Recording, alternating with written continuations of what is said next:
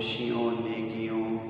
سے بری ہوئی زندگی عطا فرمائے۔ اللہ تعالیٰ آپ کو کامل ایمان اور کامل یقین کی دولت سے اللہ تعالیٰ آپ لوگوں کو مالا مال فرمائے۔ بیٹا ہم پڑھ رہے تھے سورۃ احزاب الدرس الرابع بے جز جو تھا، اس میں جو آیت نمبر 9 سے 20 تک تھا، اس میں سے ہم نے آیت نمبر 9، 10 اور 11 اس کو ہم نے پچھلے لیکچر میں سمجھا۔ آج ہم اسی سبق کی اگلی آیت نمبر 12، 13 اور 14 اس کو سمجھتے ہیں اور ان کا ترجمہ جو ہے وہ دہراتے ہیں۔ تو ان آیات کو سمجھنے سے پہلے آپ لوگ اسلامیات کی کتاب کھولیں گے، الدرس الرابع بے جز سورۃ احزاب آیت نمبر 9 سے 20 تک یہ لیسن نکالیں گے اور اس کا پیج نمبر ہے 29۔ اس میں آیت نمبر 12 جو ہے ہم اس کو پہلے ڈسکس کرتے ہیں۔ تو آیت نمبر 12 کے اندر اللہ تعالیٰ نے منافقین کی اور جو منافقین کے ساتھ وہاں پر یہود و نصارہ یا کافر لوگ تھے ان کی ایک حالت کو بیان کیا ہے۔ یہ حالت اس وقت کی ہے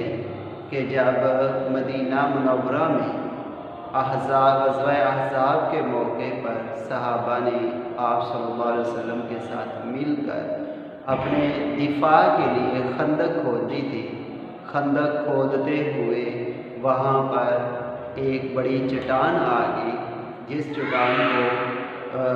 مختصر یہ بات ذہن میں رکھے، اس چٹان پر آپ صلی اللہ علیہ وسلم نے 3 کدال جو ہیں وہ ماری، یعنی 3 اس پر چوٹ لگائی۔ پہلی چوٹ لگائی، پھر دوسری، پھر تیسری، اور ہر چوٹ پر آپ صلی اللہ علیہ وسلم کو کبھی یمن کی فتح، کبھی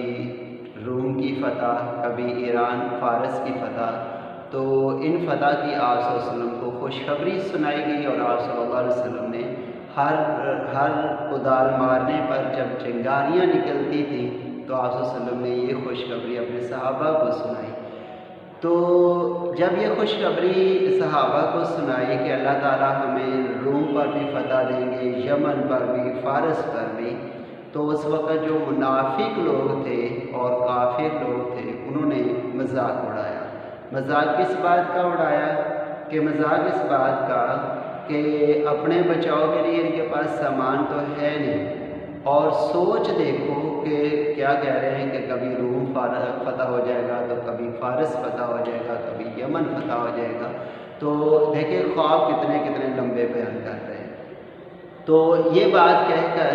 انہوں نے آپ صلی اللہ علیہ وسلم اور آپ کے صحابہ کا مذاق اڑایا، اور اسی مذاق کے تحت اللہ تعالیٰ نے پھر یہ آیت نازل کی اور ان کی حقیقت واضح کر دی کہ اصل میں ان کے دل میں ایمان نہیں ہے۔ جب ان منافقین کے دلوں میں ایمان نہیں ہے تو یہ تو ہر بات اللہ اور اس کے رسول کی بتائی ہوئی بات کو جھوٹا کہتے ہیں اور جھوٹا ثابت کرنے کی کوشش کرتے ہیں۔ اس لیے ان کی بات کی طرف توجہ کرنے کی ضرورت نہیں ہے۔ جو تم نے دیکھا ہے اللہ نے آپ صلی اللہ علیہ وسلم کو دکھایا، آپ صلی اللہ علیہ وسلم نے اپنے صحابہ کو بتایا، وہ بالکل برحق ہے، اور زمانے نے یہ دیکھا بھی کہ روم بھی مسلمانوں نے فتح کیا، فارس بھی فتح کیا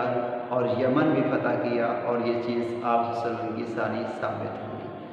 تو اس آیت مبارکہ میں اللہ تعالیٰ نے منافقین کی اس کنڈیشن کو بیان کیا۔ اگلی آیت مبارکہ میں بھی اللہ تعالیٰ نے کچھ اس طرح کی بات ہوئی کہ جب مدینے میں ایسی صورتحال ہوگی، جس کو ہم نے پچھلے سبق میں پڑھا بھی ہے کہ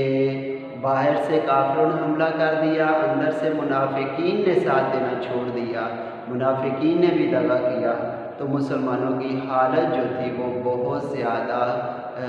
مشکلات والی ہوگی، پریشانی والی ہوگی، کہ ان کے دل، آنکھیں پھر گئیں، دل جو ہے وہ منہ کو آنے شروع ہو گئے۔ تو اس پر اللہ، جو منافقین تھے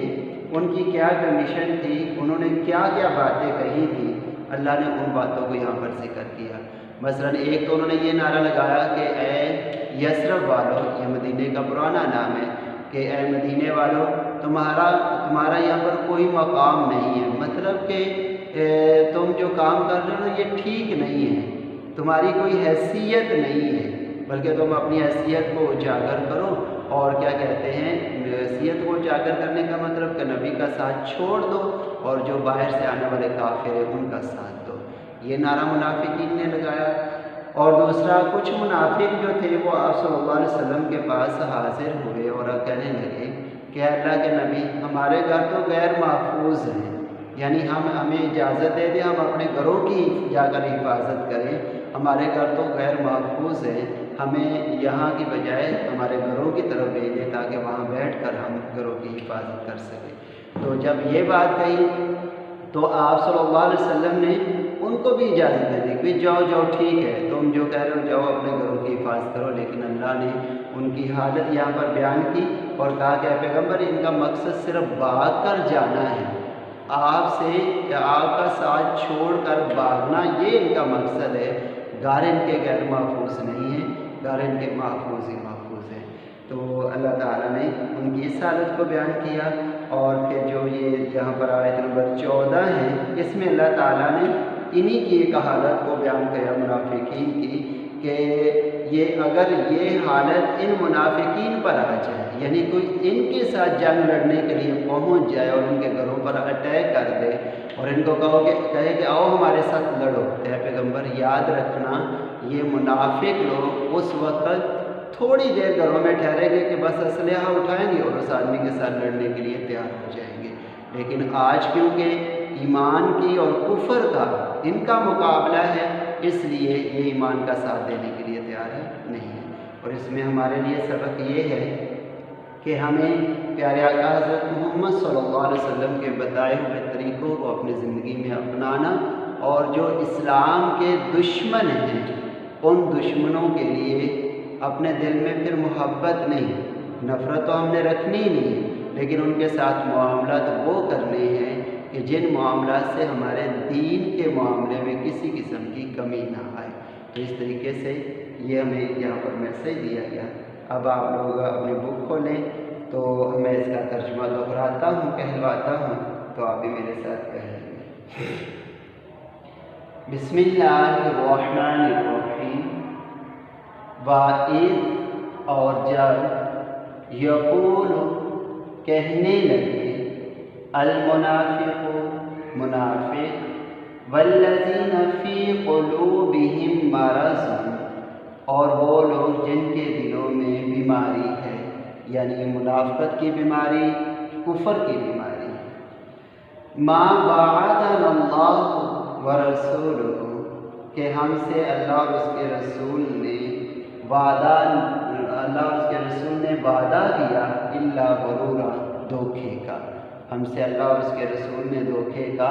وعدہ کیا۔ یہ ان منافقین کے قول تھے کیونکہ ان کے دل میں ایمان، اسی لیے تو اللہ نے منافقین کی سزا جو بتائی ہے فی درک الاسفلین، کہ جہنم کا سب سے نچلا گڑا ان لوگوں کے لیے ہوگا۔ وَإِذْ اور جب قالت کہا طائفۃ منہم ان کی ایک جماعت نے، یا اہل یثرب اے یثرب والو، یعنی اے مدینے والو، لا مقام لکم تمہارا کوئی مقام نہیں ہے، فارجعوا تو تم لوٹ آؤ، یعنی نبی کا ساتھ چھوڑ دو، وَيَسْتَأْذِنُ اور وَيَسْتَأْذِنُ فَرِيقٌ مِّنْهُمُ النَّبِيَّ اور نبی صلی اللہ علیہ وسلم سے ان کی ایک جماعت اجازت مانگنے لگی، یقولون وہ کہنے لگے اِنَّ بَیُوتَنَا عَوْرَةٌ ہمارے گھر تو غیر محفوظ ہیں، وَمَا هِيَ بِعَوْرَةٍ حالانکہ وہ غیر محفوظ نہ تھے، وہ کہہ رہے ہمارے گھر غیر محفوظ حالانکہ غیر محفوظ نہ تھے، اِن یُرِیدُوا إِلَّا فِرَارًا اور وہ تو بھاگنا چاہتے تھے، وَلَوْ دُخِلَتْ عَلَيْهِمْ مِنْ أَقْطَارِهَا اور اگر وہ فوجیں ان پر اطراف سے داخل ہوتی، یعنی اب ان پر اٹیک کرتی ہیں منافقین پر، ثُمَّ سُئِلُ الْفِتْنَةَ پھر جنگ کا کہا جاتا، لَآتَوْهَا تو وہ اس کے لیے آتے، वमा तरब्बसू बिहा इल्ला यसीरा, और वो इसमें थोड़ी देर ही लगाते, यानी वो बाहर निकलने में, दुश्मन का मुकाबला करने में बहुत कम वक्त घर में गुजारते, बल्कि फौरी दुश्मन के मुकाबले के लिए आ जाते। तो ये बेटा इन आयात के मफ़हूम मतलब को सामने रखते हुए आपने इनको याद भी करना है, इनको अपनी नोट बुक पर लिख कर चेक भी करवाना है। जो बात समझ में ना आए आप लोग पूछ भी सकते हो। अस्सलामु अलैकुम।